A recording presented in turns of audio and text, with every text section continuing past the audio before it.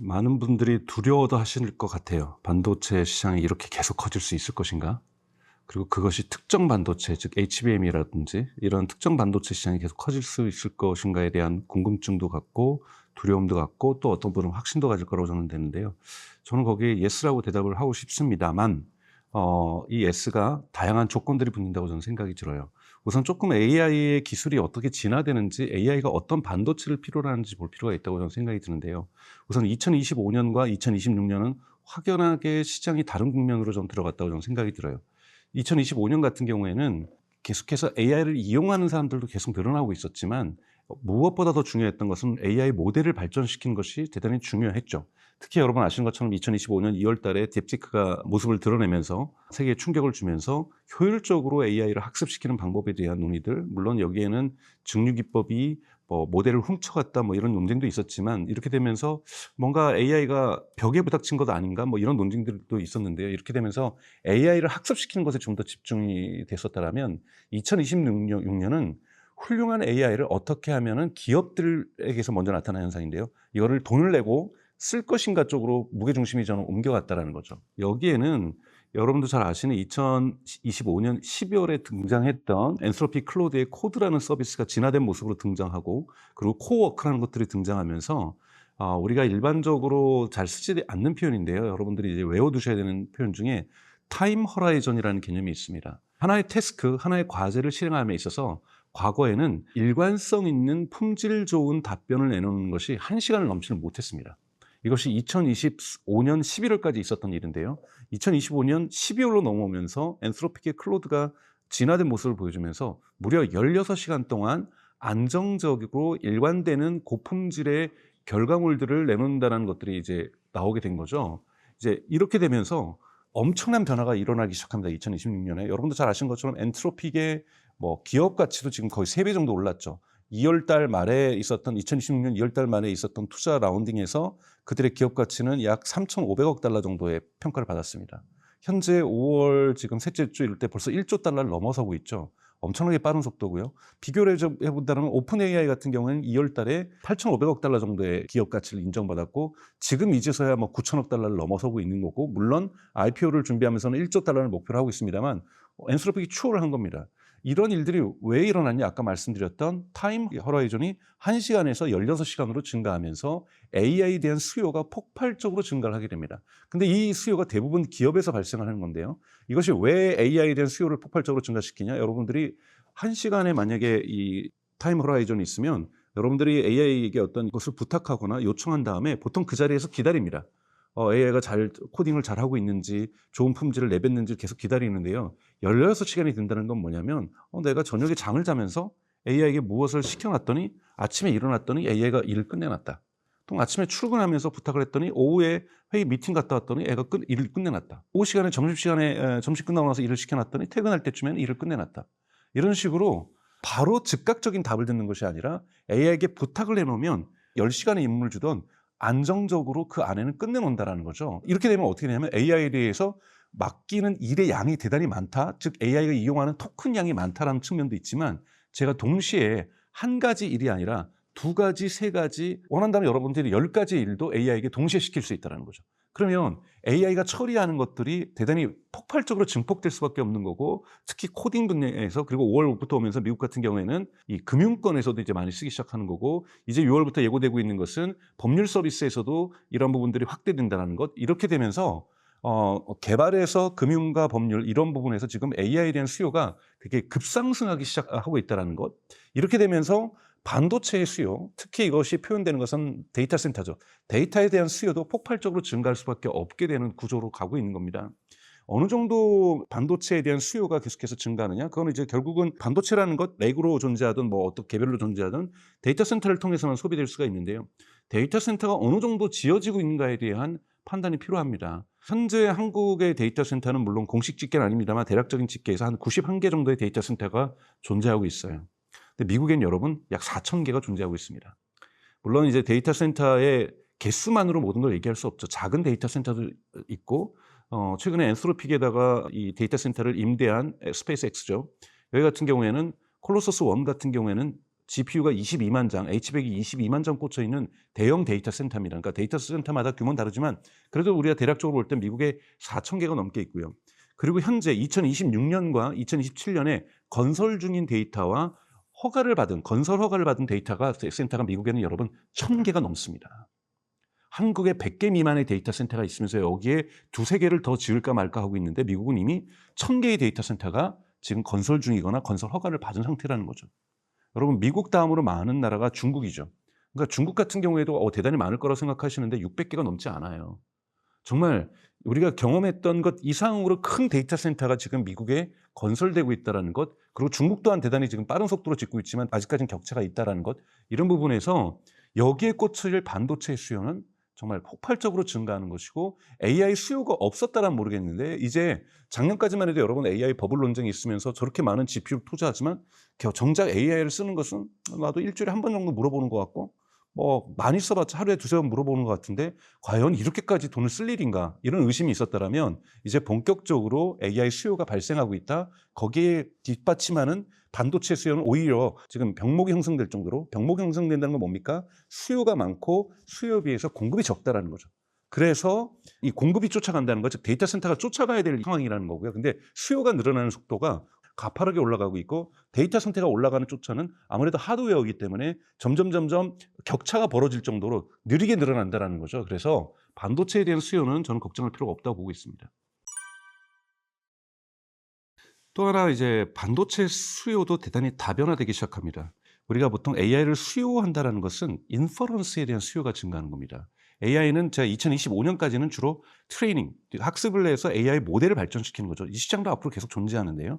인퍼런스, 즉 AI 수요 시장이 커진다는 것은 기업 단에서 10시간짜리 일을 시킨다든지 어마어마하게 지금 증가하는 거죠. 여기서 우리가 보셔야 될 것은 즉각적으로 답변을 해주는 것과 16시간에 걸쳐서 천천히지만 완벽하게 답을 해주는 것에 반도체의 쓰임이 다르다는 거예요. 예를 들자면 우리가 즉각적으로 원하는 것은 가능한 빨리 답변하는 게 좋죠.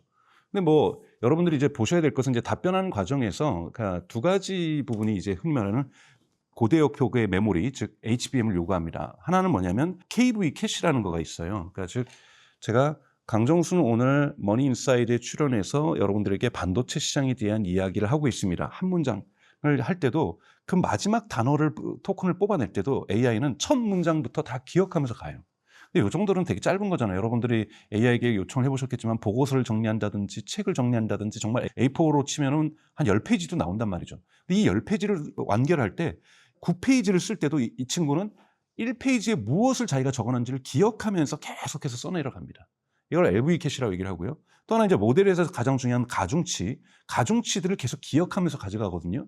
이런 부분을 빨리 써야 되기 때문에 근데 저장해야 될 것은 많기 때문에 흔히 말하는 HBM을 지금까지 써왔던 거죠. 이 부분을 해결하기 위해서 여러분도 아시는 것처럼 5월 셋째 주에 셀레브라스라는 미국 기업이 IPO 주식시장에서 나스닥에서 상장을 했습니다. 상장하는 날 주가가 103%가 오르고 대단히 이제 사람들에게 관심을 받으면서 이건 뭐냐면 HBM, GPU 이런 게 나는 거냐 웨이퍼 큰 거 하나에다가 쉽게 얘기해서 다 때려 박은 거예요. 그래서 D램이 아니라 D램을 쌓은 것이 HBM인데요. SRAM이라고 하는 거 과거에는 SRAM의 용량이 크지 않았습니다만 이제는 44기가비트까지 지금 키워놓은 건데요. 셀레브라스 같은 경우에는 특히 H100이 들어갔던 HBM에 비해서는 반 정도밖에 되지 않습니다만 속도예요. 한 웨이퍼에다가 SRAM이라는 것을 똑같이 그렸기 때문에 네트워크로 연결할 필요가 없습니다. 그래서 무려 HBM과 GPU를 연결하는 것보다 6,000배 정도 빨라요. 그러니까 어마어마하게 빨리 이 메모리에 있는 KV 캐시라든지 모델의 가중치를 이용해서 답변을 만들어낼 수 있는 거죠. 그러다 보니까 답변을 만들어내는 속도가 전통적인 H100이라든지 블랙엘보다 훨씬 더 빠릅니다. 그래서 사람들이 이제는 HBM의 시대가 끝나고 SRAM의 시대가 온다라고 이야기하시는 분들도 있는데 전혀 그렇지 않아요. 왜냐하면 AI가 작년 12월부터 진화되기 시작하면서 인퍼런스의 종류가 달라진 겁니다. 하나는 빨리 답을 해줘야 되는 흔히 말하는 레이턴시라고 하죠. 레이턴시가 매우 낮은 초지연의 답변도 중요하지만 16시간 동안의 일을 제가 시켜놨는데 얘가 답변은 어차피 10시간 뒤에 할 거예요. 그러면 지연 시간이 중요하지 않습니다. 완벽하게 안정적으로 답변하는 게 더 중요하죠. 그러면 굳이 이러한 SRAM을 쓸 이유도 없는 거고 셀레브라스에 심지어는 죄송한 얘기지만 SK하이닉스의 HBM도 쓸 이유가 없는 거예요. 이 친구 같은 경우에는 바깥에 있는 전통적인 D램을 쓸 수도 있는 거고요. 구형 D램을 쓸 수도 있는 거고 심지어는 외부 저장 장치도 쓸 수 있습니다. 그리고 에이전트에서 이 16시간 동안 일을 한다는 것은 다양한 일들을 하는 거예요. 반복해서 일도 하고 검증도 하고 다양한 일들이 오케스트레이션 된다고 하는데 일들이 진행되면서 강정수가 원했던 어떤 웹사이트를 만들어줘. 특정 기능을 해달라는 걸 해주는 거거든요. 중간에 검증도 하고. 그러면 이 일들은 동시에 진행되는 경우도 있지만 직렬로 앞에 일이 끝나야 반복해서 되는 거고 앞에 일이 끝나야 검증하는 일들이 될 수 있는 거고. 여기서는 여러분 뭐가 중요합니까? 직렬로 일을 한다? CPU가 중요해지는 거죠. 그러니까 CPU도 중요해지고 구형 D램도 중요해지고 그러니까 외부 저장 장치도 중요하게 되는 거죠.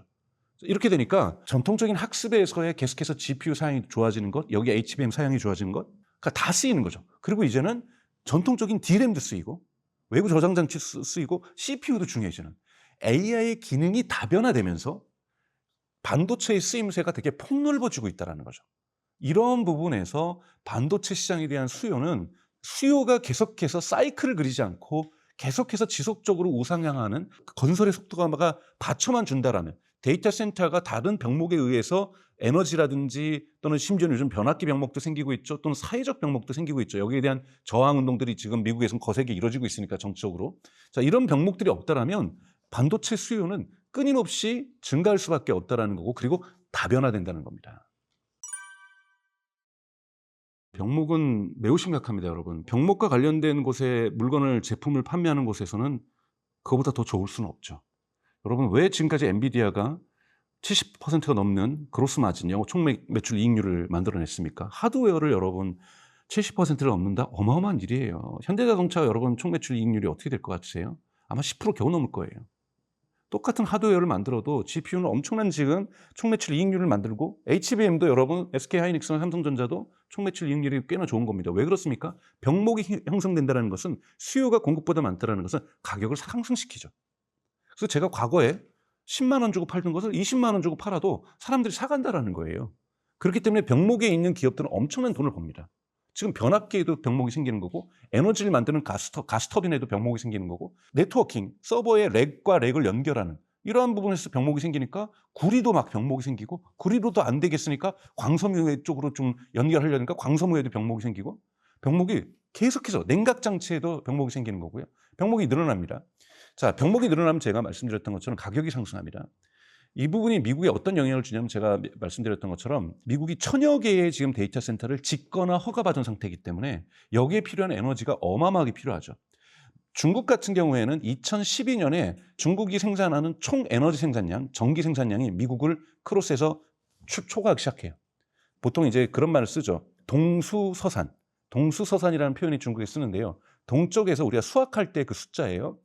이 수학을 한다는 게 데이터를 의미합니다. 동쪽에서 데이터를 생산하고 그 다음에 서쪽에서 이거를 AI로 학습시킨다. 그래서 이 동쪽에 여러분 아시는 것처럼 대도시와 빅테크들이 중국은 위치하고 있죠. 그리고 서쪽이라는 건 고비 사막을 얘기하는 거예요. 또는 내몽고 지역 또는 티베트 지역. 여기에 어마어마한 태양광이 지금 만들어지고 있고 어마어마한 원자력 발전소가 만들어지고 있고 어마어마한 풍력 발전소가 만들어지고 있고 어마어마한 수력 발전소가 만들어지고 있으면서 에너지 생산량이 급증하고 있죠. 이것을 중국은 해결하고 있는데 여러분 미국은 이렇게 에너지 생산량이 급증하지 않고 완만하게 증가하고 있어요. 그래서 지금 계속해서 에너지를 갖다가 만들려고 노력하고 있죠. 심지어 여러분 1979년인가 78년에 미국에서 원자력 발전소 사고가 나요. 그래서 그것을 폐쇄시켰습니다. 최근에 마이크로소프트 거기를 사서 다시 재가동시키고 있어요. 워낙 급해서. 그리고 트럼프 대통령도 얘기를 하죠. 너네 데이터 센터에 필요한 에너지는 여러분들이 알아서 만드세요. 그러니까 그 정도로 그걸 하는 이유가 뭐냐면 에너지에서 수요와 병목이 생기면 에너지 가격이 올라갑니다. 에너지 가격이 올라가면 에너지를 만드는 업체는 떼돈을 벌지만 그곳에 있는 주민들, AI하고 관계없이 살아가는 주민들에게는 갑자기 전기료가 올라가는 거예요. 그러다 보니까 사회적 저항이 생기는 거죠. 다양한 기술적 병목 외에도 여러분 데이터 센터를 짓는 동안에는 그래도 건설 인부들이 와가지고 뭔가 일자리도 만들어지는 것 같고 우리 가게에 와서 물건도 좀 사가는 것 같고 우리 숙소를 이용하는 것 같고 그 지역 경제가 좀 활성화되는 것 같아요. 하지만 다 짓고 나면 어마어마한 자동화가 이루어집니다. 데이터 센터는. 수리하는 사람들, 관리하는 사람들 외에는 사실상 고용이 동일 면적 대비 너무나도 적어요. 그러니까 지역사회에 대한 일자리 효과도 없죠. 전기료는 올라가죠. 물값도 올라갑니다. 블랙일부터는 공냉식에서 즉 공기로 열을 식히다가 순행식, 물로 열을 식히는 쪽으로 바뀌었잖아요. 물값도 올라가죠. 그리고 자꾸 엔스로픽의 CEO인 다모데이라든지 오픈AI의 CEO인 샘 알트만은 곳곳 언론과 인터뷰에서 조금 있으면 화이트 칼라 일자리가 20%는 줄어들 거예요. 조금 있으면 어떤 일자리는 완전히 사라질 거예요. 좀 있으면 피지컬 AI 때문에 블루 칼라 일자리도 사라질 거예요. 그러면은 거기 주민들이 그렇게 생각할 거 아니에요. 아니 저렇게 우리가 데이터 센터 만들게 해줬더니 소음도 엄청나고 전기료도 오르고 물값도 오르는데 우리 자식들 일자리가 없어진다네? 굳이 내가 이 데이터 센터를 만들게 허가하는데 내가 동참해야 될까? 그러면서 미국의 공화당, 민주당 정치적 색깔 없이 AI 데이터 센터 건설에 대한 반대에 대한 사회적인 여론이 크게 폭증하기 시작하고 있습니다. 그래서 미국의 이제 메인주라고 해서 동북부에 있는 주인데요. 여기부터 시작해서 12개 주의 법안이 뭐가 올라가 있냐면 신규 데이터 센터 건설 금지 법안이 지금 올라가 있어요. 메인주는 주 하원과 상원을 통과한 상태고요. 그래서 뉴욕타임즈는 5월 10일 날 무슨 보도를 하냐면 미국에서 30년 만에 공화당과 민주당이 일치하는 정책을 내놓고 있다는 거예요. 즉 데이터 센터 건설을 반대하는 겁니다. 이것이 이번 다가오는 11월 중간선거에서 매우 중요한 정책 쟁점입니다. 그렇기 때문에 마이크로소프트의 CEO인 나델라 같은 경우에는 데이터 센터가 아직 사회적 허가를 받지 못했기 때문에 우리는 이걸 위해서 노력해야 된다고 얘기를 하고 있어요. 이 정도의 저항가 만약에 생긴다라면 건설이 지연되는 거예요. 근데 파이낸셜 타임즈는 4월 17일 날 다른 시각을 보도합니다. 병목이 거기만 있는 것이 아니다. 건설 전문 인력, 건설 노동자에게도 병목이 있다. 어떻게 동시에 100개, 200개의 데이터 센터를 지을 수 있다는 건 말도 안 되는 거다. 그래서 건설 전문 인력이 여기 있다가 저기로 가는 것이 갑자기 순간 이동을 하는 것도 아니고 이들이 인력이 부족하다, 병목을 형성하다 보니까 데이터 센터의 건설이 지연되고 있다는 거예요. 즉 변압기도 공급이 안 되다 보니까 지연되고 에너지도 중앙정부나 그리드나 가스터빈도 공급이 안 되니까 지연되는 데다가 가장 중요하게는 건설 전문가와 건설 노동자가 절대적으로 부족해서 지연되고 있다. 그래서 파이낸셜 타임즈가 뭘 했냐면 미국에 건설되고 있는 곳의 그 데이터 센터 또는 인허가를 받은 데이터 센터를 다 인공위성 항공 촬영을 한 것과 드론 촬영한 걸 분석해서 건설 전문가들이 판독을 합니다. 그랬더니 두 가지 재미있는 수치가 나와요. 하나는 40과 하나는 60입니다. 2026년에 짓고 있는 데이터 센터의 40%가 최소 3개월 완공이 지연된다. 그리고 60은 뭐냐면 2027년에 완공된 걸로 건설 허가를 받은 데이터 센터의 60%는 아직 첫 삽도 뜨지 않았다. 여러분 적은 규모가 아니에요. 즉 몇백 개에 이르는 데이터 센터의 건설이 지연된다는 겁니다. 이 몇백 개가 무엇을 의미하냐면 여러분 놀라시잖아요. 구글, 알파벳, 아마존, 마이크로소프트, 그다음에 메타. 여러분 4개 기업이 올해 한 해에 2026년 한 해에 카펙스 투자가 6천억 달러가 넘어요. 6,400억 달러인가 그렇습니다. 또 분기 실적 발표하다 보면 또 증액될 수도 있어요. 이 돈의 대부분이 데이터 센터를 건설하고 GPU를 구매하는 데 들어가요. 이것 때문에 지금 GPU의 병목이 발생하는 거잖아요. 이 6천억 달러가 여러분 어느 정도 규모냐면 맨하탄 프로젝트 핵무기를 만들기 위해서 뉴욕에서 진행됐던 맨하탄 프로젝트에 쓰였던 돈을 지금 돈으로 환산한 것. 그리고 2차 대전이 끝나고 나서 유럽의 경제를 부흥시키기 위해서 미국이 막대한 돈을 썼던 마샬 플랜. 이것을 지금 돈으로 환산한 것. 그리고 그 이후에 미국이 달을 가기 위해서 아폴로에 썼던 돈. 어마어마한 돈이 들어갔겠죠, 여러분. 그걸 지금 돈으로 환산하는 것. 러시아가 미국의 우주에다가 우주정거장 만들기 위해서 썼던 돈. 이거 다 합쳐도요. 6천억 달러가 안 됩니다. 이 어마어마한 돈들이 들어가는데 어마어마한 돈들이 병목도 발생하지만 건설 병목이 발생하게 되면 어떤 리스크가 발생하게 되냐면 2026년에 진 것이 3개월 연장돼요. 2027년 건 첫 삽도 못 떴네. 그럼 GPU 우리 2027년에 쓰기로 했던 거의 반은 2028년에 쓰자. 지연시킵니다. 데이터 센터의 건설의 지연은 GPU 수요의 지연을 의미하고 HBM 수요의 지연을 의미해요. 그럼 여러분 성장 가이던스가 안 좋아질 수도 있죠. 2027년에 2028년에는. 물론 이걸 해결할 방법이 있어요. 그래서 지금 젠슨 왕도 열심히 중국을 갔다 오고 중국하고 협상하는 거죠. 중국에서 이 수요를 해결해 준다라면 또는 이란 전쟁이 끝나고 중동에서 다시 이 수요가 폭발적으로 증가한다라면 해결될 수도 있겠죠. 그러니까 전혀 이 부분에 대해서 지연 문제 때문에 GPU 수요가 갑자기 꺾이는 이런 일이 생긴다는 말씀은 아니지만 충분히 생길 가능성은 있습니다. 최종 병목인 데이터 센터의 건설이 사회적 병목을 형성하고 있기 때문인 거죠. 그러니까 여러분 AI 경제의 버블이 터지는 일은 저는 없을 거라고 봐요. 수요가 발생했기 때문에. 그 수요도 지불을 하는 수요예요. 여러분, 오픈 AI가 지금 겪고 있는 고통은 뭐냐면 전 세계 이제는 10억 명 정도 가까이 됐습니다. 일주일에 한 번씩 오픈 AI를 쓰는 사람들은 10억 명이에요. 근데 그 중에서 돈 내는 사람이 2%예요. 엔스로픽은요, 전체 이용자 중에 90%가 넘게 돈을 내고 있어요. 그러니까 당장 돈이 들어가는 거예요. 이번에 스페이스X가 상장한다고 해서 S1 문서라고 하죠. 상장하기 전에 재무제표를 제출해야 됩니다. 어디 뉴욕 증권거래소에. 이것이 공개되면서 사람들이 놀라고 있잖아요. 여러 가지 놀라는 것 중에 이번에 콜로서스 1과 2가 있습니다. 1이 약 한 22만 장 정도가 GPU H100이 꽂혀 있고요. 콜로서스 2 같은 경우는 블랙엘이 30만 장 넘게 꽂혀 있습니다. 스페이스X가 이 콜로서스 1 전체를 엔스로픽에 대여를 했어요. 엔스로픽은 이걸 다 추론했을 겁니다. 왜? AI 수요는 폭발적으로 증가하는데 이걸 받쳐주지 못하고 있으니까요. 기업으로부터 돈을 더 벌 수가 있는 거예요. 공급만 더해주면. 그러니까 당연히 그런데 이것의 월 임대료가 여러분 1억 2,500만 달러예요. S1 문서에 따르면. 어마어마한 돈들이 있는 거잖아요. 즉 AI가 돈을 벌기 때문에 이제 하이퍼스케일러들도 데이터 센터를 건설하면, 구글이 데이터 센터를 건설하고 마이크로소프트가 건설하고 아마존이 건설하면 바로바로 돈을 버는 거예요. 왜요? 소비자들이 돈을 내기 시작했으니까. 여기 소비자는 물론 기업입니다만 경제가 이제 미래를 위한 투자만이 아니라 현재를 위해 돈벌이 투자가 되기 시작하고 있다는 거예요. 그렇기 때문에 AI 경제에는 버블이 터질 수가 없습니다. 이제 본격적으로 쉽게 얘기해서 골드러시로 친다라면 캘리포니아에서 진짜 땅을 팠더니 금이 나온 거예요. 이제 삽자루도 더 필요하고 곡괭이도 필요하고 굴착기도 필요하게 된 거예요. 삽하고 굴착기 만드는 회사가 어딥니까? 엔비디아하고 거기다 부품 납품하는 데가 SK 하이닉스잖아요. 이 경제가 죽을 수는 없습니다. 하지만 주식은 여러분 아시겠지만 미래에 벌 먹거리를 디스카운팅해서 현재로 가격에 반영하는 거잖아요. 그런데 잠시 병목 때문에 예를 들자면 한 6개월 정도 또는 극심하긴 1년 정도 매출이 성장하지 않을 수도 있다는 메시지인 거잖아요. 그러면 주식시장의 버블은 터질 수 있습니다. 또는 큰 조정을 받을 수도 있겠죠. 근데 이건 여러분 가능성입니다. 가능성이라는 것은 충분히 다르게 풀릴 수도 있기 때문에 제가 주가는 내려갈 거라 이런 말씀 드리는 건 아니에요. 전 주식에 대한 전문성은 전혀 없습니다. 그래서 저의 말을 듣고 주식에 대한 투자를 여러분 결정하시라는 것이 아니라 이러한 병목이 여기까지 와 있다. 그래서 경제 전체의 흐름을 같이 보실 필요가 있다는 겁니다. AI에 있어서 이제 경제적 수요가 발생했기 때문에 돈을 지불하는 사람들이 너무나도 많기 때문에 그리고 수요도 병목이 생겨서 왜 공급이 못 받쳐주니까요.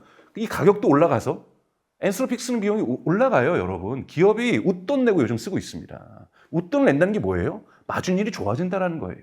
그럼 엔스로픽도 이제 상장을 목표로 하잖아요. 그러면 돈을 벌어서 바로바로 데이터 센터가 있기만 하면 다 사버리는 거예요. 그럼 데이터 센터를 짓기만 하면 팔 수 있으니까요. 그러니까 즉 이건 닷컴 버블하고 질적으로 다른 거예요. 최종 소비자에서 돈이 돌지 않았다면 이제는 최종 소비자에서 돈이 돌기 시작하고 있다는 것을 보실 필요가 있다는 거고 그렇기 때문에 일반적인 버블이 터지는 것이 아니라 주식시장의 버블과 그 경제의 버블은 여러분 다른 겁니다. 우선 가장 봐야 될 것은 사실은 이제 에너지도 그렇고 변압기도 그렇고 모든 것에는 여러분 리드 타임이라는 게 있습니다. 리드 타임이라는 것은 뭐냐면 제가 변압기가 갑자기 제가 하루에 100개를 만드는데 갑자기 하루에 500개씩 달라 그런다? 그럼 어떻게 합니까? 야근한다고 해서 500개를 생산할 수 있나요? 그렇지 않아요. 공장 설비를 더 구축을 해야 돼요. 변압기를 만들어내기 위해서는 최소 6개월에서 1년이 걸립니다. 이게 리드타임이에요. 그러니까 즉 1년 내로는 병목이 해결될 수가 없다는 거예요. 더디어지겠다는 거죠. 근데 이거는 그래도 조금씩 속도를 늦출 수 있지만 계속해서 건설을 앞당길 수 있습니다. 여기서도 야근도 좀 하면서 건설 속도도 좀 빨리 하면서 원래 1.5년 걸릴 걸 1년에 앞당긴다든지 이런 식으로 또 돈을 벌 수 있다니까 변압기 원래 만들던 다른 기업들도 너도 나도 변압기 건설을 만들려고 하고 이러면서 해결이 어느 정도 될 수가 있어요. 근데 정치사회적 병목은 다릅니다. 여러분들이 반드시 보셔야 될 것은 이번 11월 중간선거예요. 미국 중간선거가 AI 경제에 엄청난 영향을 미칠 거예요. 즉 주정부 단위에서도 지금 어떤 정책들이 나오냐 또는 연방 하원과 연방 상원에서 어떤 정책들이 나오냐 예를 들자면 지금 버니 샌더스라든지 이런 사람들은 이미 연방 하원과 상원에 데이터 센터 건설 금지 법안을 지금 상정하려고 하고 있어요. 근데 이거를 지지하지 않은 의원들이 얼마나 많이 당선되느냐 또 이것과 관련돼서 바이파티전 즉 공화당과 민주당이 얼마나 합의하느냐 이런 흐름들을 반드시 보실 필요가 있습니다. 이거는 일시에 추가 데이터 센터 건설이 중지된 거예요. 이건 시장에 엄청난 영향을 미칠 거고 그것이 법안이 통과되고 관련 의원들이 많이 당선될 때 바로 주식시장은 바로 반응할 겁니다.